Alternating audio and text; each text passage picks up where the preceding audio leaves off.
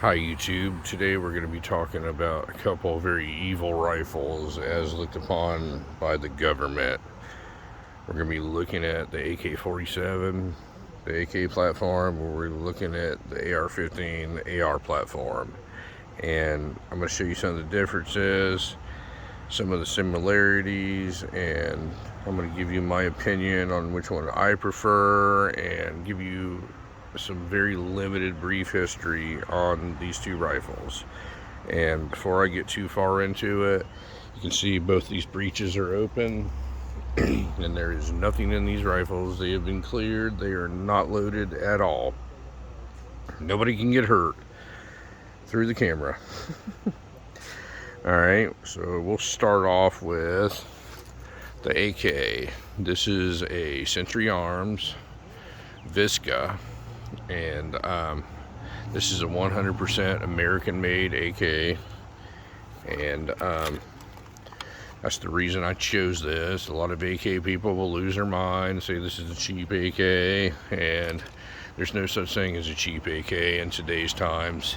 After we put all these sanctions on Russia and the import of these rifles, the price have gone through the roof of them, and there's no such thing as a AK, and we'll get into, or a cheap AK, and we'll get into that here in a little bit. But this is a Century Arms American-made Visca AK. Set that down. The AR that I'm going to use for today's video is, this is a Springfield Saint. This is a factory-built AR-15. This is not a homemade one that somebody made on their kitchen table. Chambered in 5.56. This is got the heavy barrel, 1/8 twist, and what makes this rifle, in my opinion, one of the best mid-tier ARs that you can buy for the money is you don't have to do anything to it.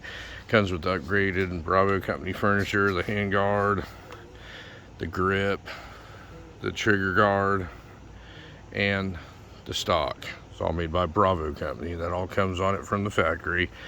The upgrades that I've done to this one is I've upgraded the trigger. It's got a flat face trigger in it. It's got 3.5 pound single stage in it, and it's got a 6-hour Romeo 7S on it for an optic, just a red dot optic. But just your run-of-the-mill, no frills, Springfield Saint ARs. This is an M4 style. It's got the M4 sight post on it. Got the evil bayonet lug on it. So that's the AR we're going to use. Now we're going to go through a couple similarities in these rifles, and I'm going to show you the differences in them and stuff like that. So both of them are semi-automatic. Both of them, generally speaking, and I'm saying generally, there's a lot of options out there for both of these. But generally speaking, these have detachable magazines on them. Both of these are 30-round magazines. They're both semi-automatic. The top one is chambered in 5.56 NATO, which is a lot lighter round, smaller caliber than the 7.62 by 39 that the AK is chambered in. So the AR is going to be a smaller bullet, moving faster. It's got more velocity than the heavier round on the AK here. Now, some of the, I mean, they're just very similar. They're fighting rifles. They're close range to mid-level combat rifles. Neither one of them are going to be precision 1,000-yard sniper rifles, but you know, they can be made pretty accurate. Either one of them can in certain circumstances, but these aren't long range rifles like a 308 or something like that. Now, in my opinion, and I've done a you know, I've got an extensive past with firearms. I own quite a few of them. I've done a lot of research on them. The AR-15 here is going to generally be a lot more accurate than the AK.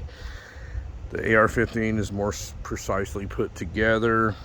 It's in my opinion, easier to assemble and disassemble, and pretty much anybody can go buy a parts kit and assemble one of these on their kitchen table. The AK is not so easy to disassemble and assemble. The parts aren't as readily available. They aren't as easy to modify. The parts aren't just out there like they are with the AR, but it's still a pretty good rifle setup. Now, when we come to reliability, before I get it too far into this, both of these are reliable. Both of them are. But the AK seems to run a little bit better if it isn't lubed and hasn't been cleaned or anything like that in a while. It's going to be a lot more reliable under harsh circumstances. The AR is really reliable, and it's not like it's an issue, but those ARs like to be run wet. They like to be lubed, the bolt carrier groups and all that, like to be cleaned and all that. And as long as you maintain your rifle, you're not going to have a problem with either one of them. But if you're somebody that doesn't ever clean your rifle, you might want to go with the AK. Now the AK is put together a little sloppier. Things are a little looser. There's a lot higher tolerances in them, and I think that's why they run a little bit more reliable when they have grime and dirt and stuff built up in them. The ARs are a little bit tighter tolerances fit together, so they need a little bit more of attention, and we're not talking like you have to lube it every 50 rounds or anything, but they do need to be lubed. They like to have lubrication on the bolt carriers and the moving parts and all that, and they'll continue to run reliably. Now, when things are put together a little bit tighter tolerances, and this thing is excellent here. This thing actually has a little tightening screw thing on the inside here that tightens the tolerance between the upper and the lower receivers on them, and I'm not going to go into breaking these down. I'll do that on another video when I show each rifle individual and all that. But when things fit together a lot tighter, they usually tend to be more accurate, and the AR-15 is a more accurate rifle. I'm going to get a lot of backlash from the AK people, and I'm not an AK expert, nor am I an AR-15 expert, but there's no question about it that an AR-15 is a more accurate rifle. The rounds are lighter. It's a lot easier to carry around AR ammo, and in this particular country, AR ammo is a lot easier to come about. 5.56 is a lot easier to find than your 7.62 by 39 AK ammo. Now, the controversial part. This rifle, this AK, with no exception, any time that it has faced this rifle in any type of battle, it has lost. Period. There's no example of where this rifle has ever won against this rifle. Now, common sense would tell me that that would make this rifle a better rifle than this one. It's just the bottom line. I know the AK people are going to love it, but I'm telling you, this rifle has never beat that rifle in any kind of military battle, ever. It's never happened. And one of my problems with the AK platform, and this is the only one that I own, is this rifle has been used against us so many times. There's never good people usually don't use these things in battle, and this rifle, this top rifle, the AR-15, has usually been used to defend our country against this rifle. And people glorify these import rifles, these Russian and Chinese import rifles against these countries that really are not that fond of us, and that's why I refuse. So I refuse to buy one of those. It's not the money, it's absolutely the principle of it, and I won't buy one. I wanted to have an AK rifle because I like firearms and I like to expand my mind and all that, but I wasn't going to buy one of those Russian or Chinese ones. I'm not going to do it, so I elected to go with an all-American made one, and this one works perfect. There's nothing wrong with this rifle. It gives no malfunctions. It just works flawlessly. As far as the ARs, I prefer to buy factory built ARs. I have put a couple of them together before in the past, and it's not that hard to do. I think anybody could do it. And I'm a factory built person. I know they've been tested, they work. If there's any problems with them, you know, usually if you get a reputable manufacturer, you know, they'll work on them for you. If you ever have any problems, you usually don't have problems with ARs or these AKs here. But both of these rifles are factory built. Both of them have lifetime warranties on them. There's any kind of problems, you know, you just contact the manufacturer, the place you got them from, and they'll fix them for you. I haven't had either one of these problems or anything. This rifle here, some of the things that the AK people will talk about is this doesn't have an optic mount on it. On the side of it, on the reverse side, there's no optic mount on it. I don't feel that you need an optic on an AK. They're not that accurate. It's about a 100-yard rifle at best, and you really need an optic for that. Plus, I think they look more classic with just the iron sights on them, and the iron sights do just fine with them. The AR-15, it's not really a long-range rifle either.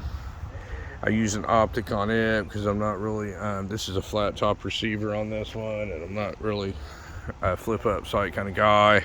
So I just use this red dot. I can pick it up better with my eyes, and I think it's more aesthetically pleasing to put an optic on an AR than it is an AK. So that's why I have an optic on it. It's not a super expensive one, but it's a super effective one. I always use 6-hour optics on the ARs because they have the Motec feature where you can leave them on 24/7, and when you pick them up, they automatically come on. The batteries last about 5 years in them, so that's usually not an issue with finding with batteries going dead on them. So they're there when you're ready. But anyway, in my opinion, if something bad happened and I had to grab a rifle to defend myself, I'm grabbing the AR-15 because the AR-15's never lost. Undefeated. It's never been beat by this AK. Never. And I'm going to go with what works. I do like this AK rifle, but I'm not going to promote the AK platform because I know where it originated. I know it's been used against us, and I know that what it stands for. And this particular one here, I don't see it as that because this is an American-made rifle. So anyway, if you have any questions on these, I mean, feel free to ask. A couple other things, if you get like folding style ones, like if you get a folding AK, it will fire while it's folded.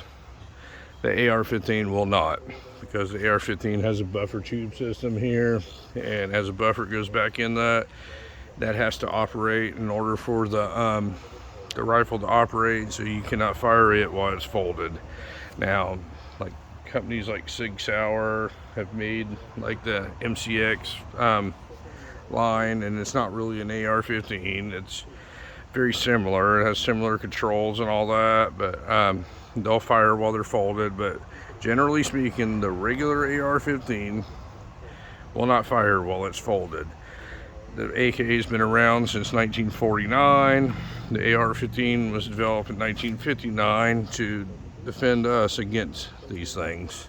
And they did a great job when they made the AR-15 because they are undefeated. Once again, they've never been defeated. This rifle has lost to this rifle every time it's faced it. Every single time. That's just the bottom line. This rifle is a lot easier to work. It's more ergonomic than this rifle. This rifle's clunky. This rifle happens to have the little cutout in the safety to hold the bolt open on the last round. But the original AKs did not. You had to release this rock and lock magazine and reload and then recharge the firearm. So when I say rock and lock on the AK, in order to pull the magazine out, you have to rock it out. When you put it back in, you don't put it straight back in, you rock it in and lock it in. It has to go in a certain thing, and under distress, that can sometimes be a little sketchy without the proper training. The AR, in my opinion, is a lot easier. You literally just push the button, pull the magazine out. You want to put the new one in, you just insert it. It's in. That's all there is to it. I don't know, there's not a person walking this earth who can tell me that this is easier than this. It's just not going to happen. So maybe that's a lot to do with why this gun has never defeated this gun. Just a few seconds makes a big difference when it comes to the stress. It's just certain things like that. The safety is very awkward to work right here. This safety here, it's just got a little rocker switch on it right here. It's very easy. It's just certain things about this thing that makes it superior to this one in every single way. It's got a superior round in it. It's got a superior action on it. Everything works smoother. The only thing is you lube it and it will be reliable. But I'm not an expert on either one. These are simply my opinions on these two rifles. And the only thing that's factual, as I told you, is the rifle on top has never been defeated by the rifle on the bottom. And that's my 2 cents worth. But anyway, folks, I just wanted to compare the AR-15 to the AK-47, show you a couple similarities, a couple differences, and if you have any questions on them, feel free to ask. And thank you very much for watching my video, and you folks have a great day.